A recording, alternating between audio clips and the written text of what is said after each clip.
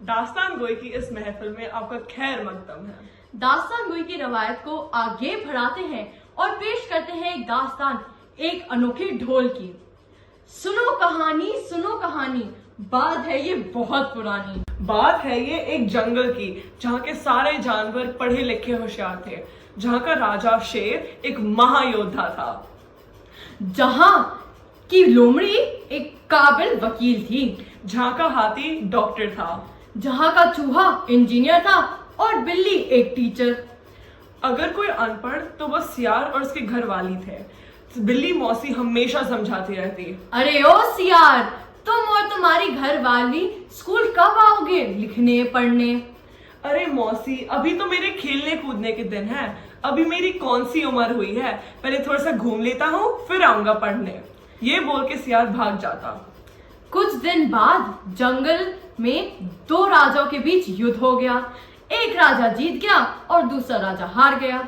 सेनाएं अपने अपने नगर लौट गई, पीछे कुछ रह गया तो बस सेना का एक ढोल रह गया। एक दिन बहुत ही तेज आंधी आई, साए साए कर कर हवा चलने लगी। उस हवा के कारण वो ढोल लुढ़कता पुढ़कता एक सूखे पेड़ के पास आकर टिक गया। उस सूखे पेड़ की जो सूखी टहनियां थी वो ढोल से ऐसे सट गई कि जब भी हवा चलती वो टकराती और ढोल में से धमाधम धमाधम गुंजायमान आवाज होने लगती थी। अनपढ़ सियार इसी जंगल में घूमता फिरता रहता था। जब उसे यह आवाज सुनाई दी वो बड़ा भयभीत हो गया। उसने ऐसी आवाज पहले किसी जानवर से नहीं सुनी थी। वो सोचने लगा, ये कौन सा जानवर है जो ऐसी बोली बोलता है, धमाधम धमाधम। सियार छुपके रोज उस ढोल को देखने लगा। वो ये जानने की कोशिश कर रहा था कि ये जो जीव है ये उड़ने वाला है या चार टांगों पर दौड़ने वाला। एक दिन सियार झाड़ियों के पीछे छुपकर इस ढोल को देख ही रहा था, तब उसने गिलहरी को पेड़ से उतरती हुई देखा। वो कूद कर ढोल पर बैठी और जैसी वो बैठी ढोल में से धम की हल्की सी आवाज हुई, पर गिलहरी अपना दाना कुतरती रही। उत्तरी, तो ये कोई हिंसक जीव नहीं है, मुझे इससे डरने की कोई जरूरत नहीं है।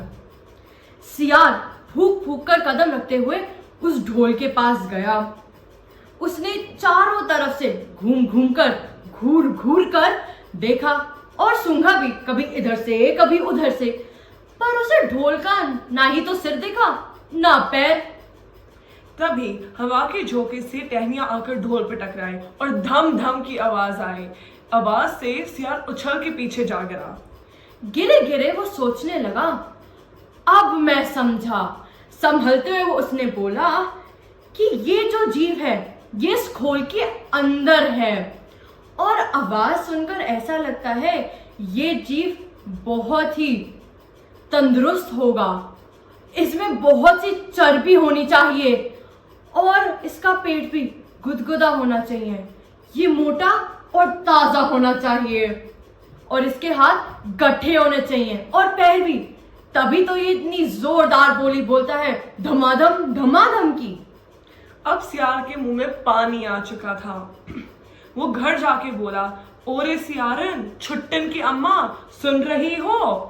4 दिन से दावत की तैयारी कर रहा हूँ, दावत खाने के लिए तैयार हो जाओ। मैं एक मोटे ताजे शिकार का पता लगा के आया हूँ।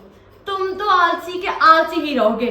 4 दिन पता लगाने में ही निकाल दिए, उसे मार कर क्यों नहीं लाए? अरे चुप कर, जब देखो बक बक बक बक करती रहती है। खोल ये।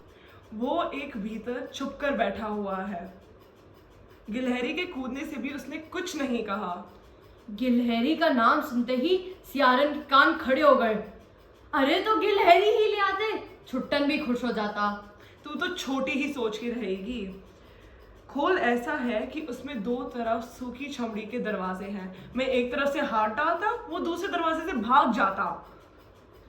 अगले दिन जब रात हुई तो सियार ने सियारन से कहा, अरे यो सुनो सियारन, छुट्टन की अम्मा जीव को पकड़ने के लिए, उसका शिकार करने के लिए चलते हैं।